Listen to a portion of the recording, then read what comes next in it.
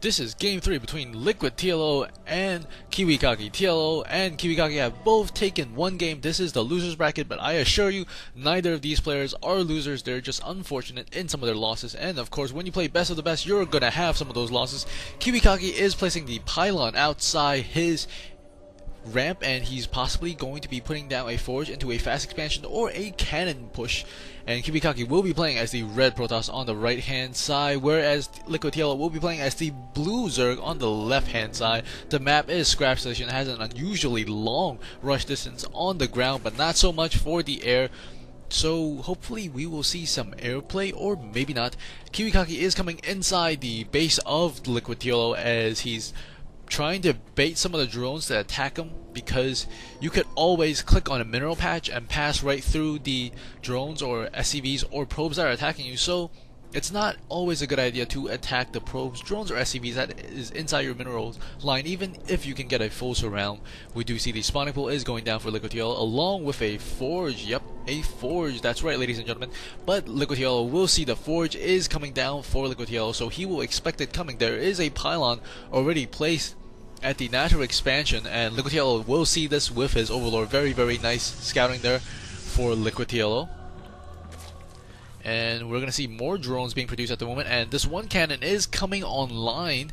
While that is coming online, Liquid TLO is just going to say, oh, if you cannon my natural expansion, I'm just going to go a little bit further down the map. And KiWiKaKi is going to respond by putting down an additional pylon at his expansion as well, and canceling the pylon up, the cannon up there.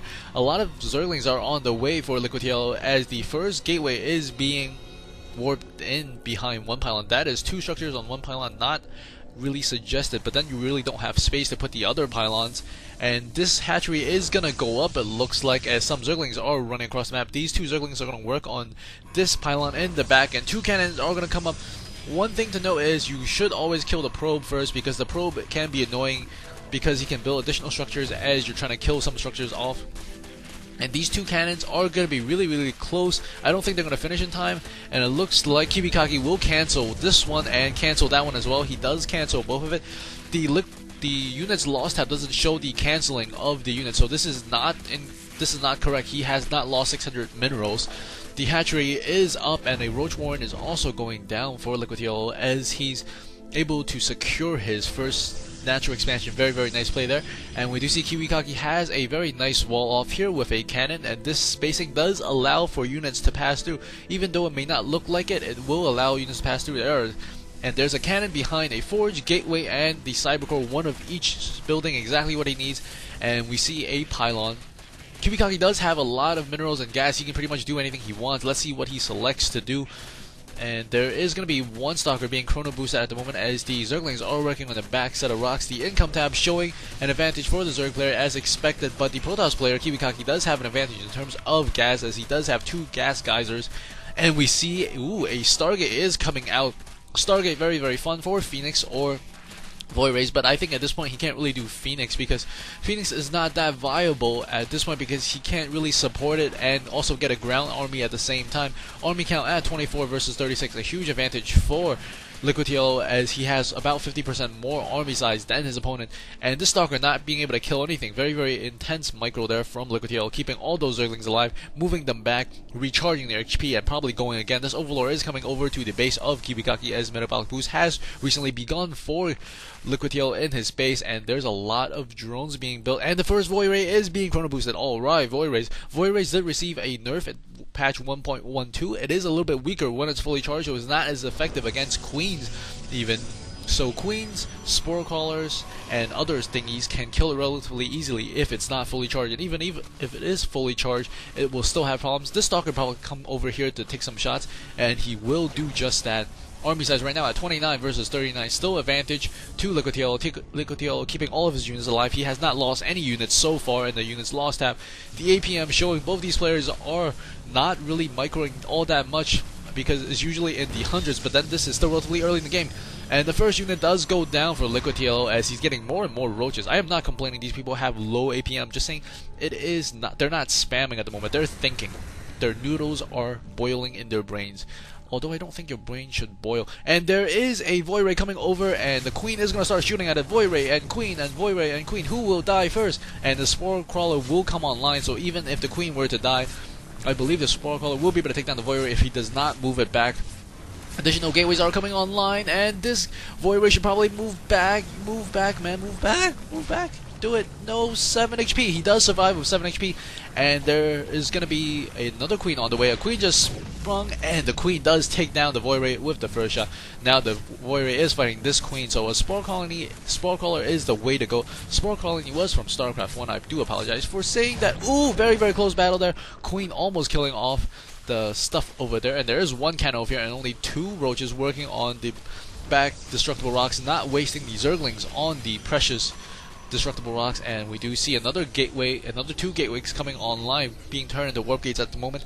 If we take a look at the income tab, in terms of minerals, both players are about the same, and that is very, very strange, because I guess the Protoss player has not really fallen back in micro all that much. If we take a look at the army size, there's a severe advantage for TLO, and he's gonna lose some of those units here to the Void Rays.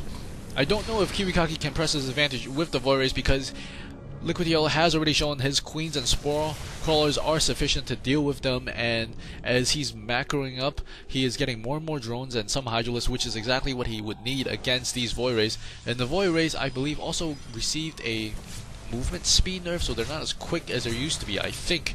And the Void Ray is gonna go down. Oh no, you should probably run, Void Ray.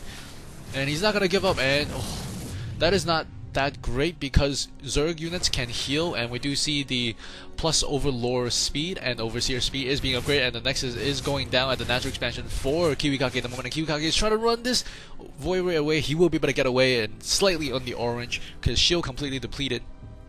And the Hydralisks are going to be moving very, very quickly on the creep, and there's a double Queen, double creep colony spread. Very, very nice play from TLO as he's getting ready to do another charge possibly. So right now we see a 3rd base coming up for TLO as well. So 3 bases versus 2 bases. This is very, very normal for most situations, but the Nexus has not yet come online, so there is going to be an advantage in terms of income for the Zerg player TLO.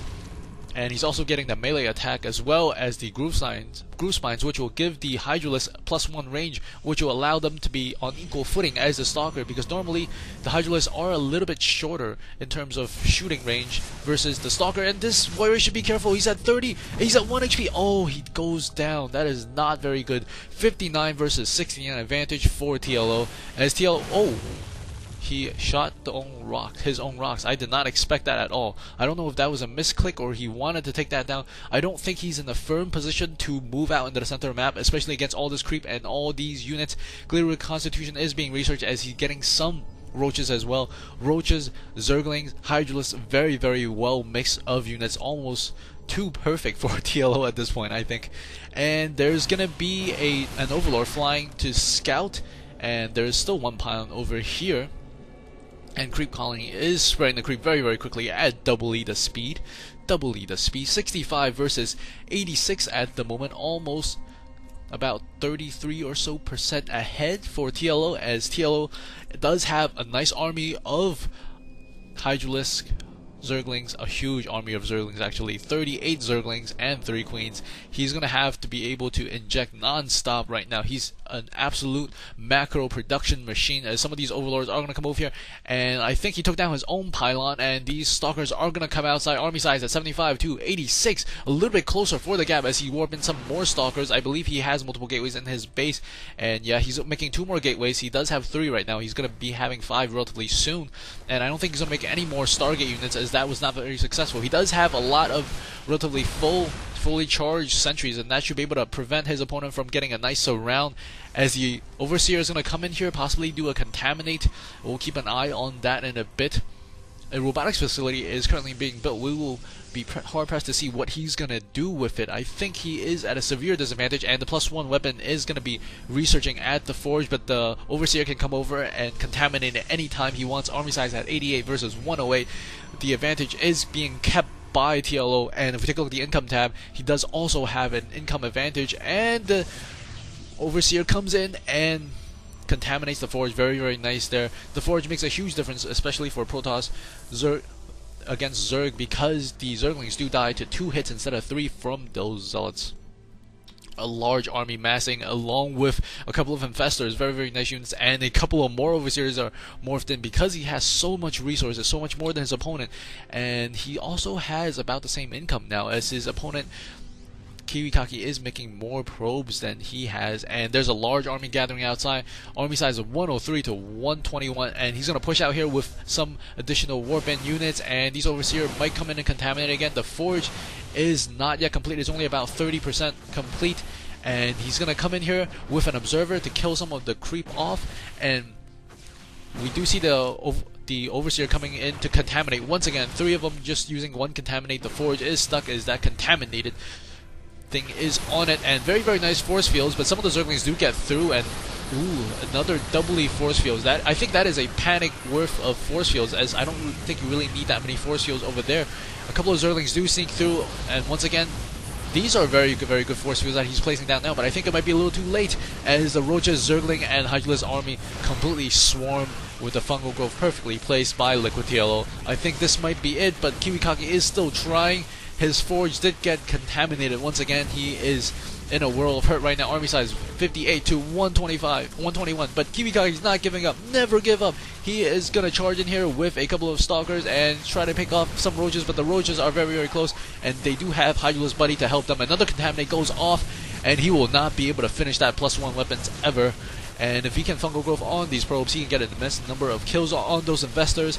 It is panic mode for KiWiKaKi as he's on his last defend, and he does GG out of the game. That is a very very nice game. Great plays from both players. Hope you guys enjoy the series. I will be doing more games later today. If you like what you see, please do subscribe and also follow me on Twitter so you can see what I'm doing and what I'm uploading. Thanks for watching, guys. I'll see you guys at the next game.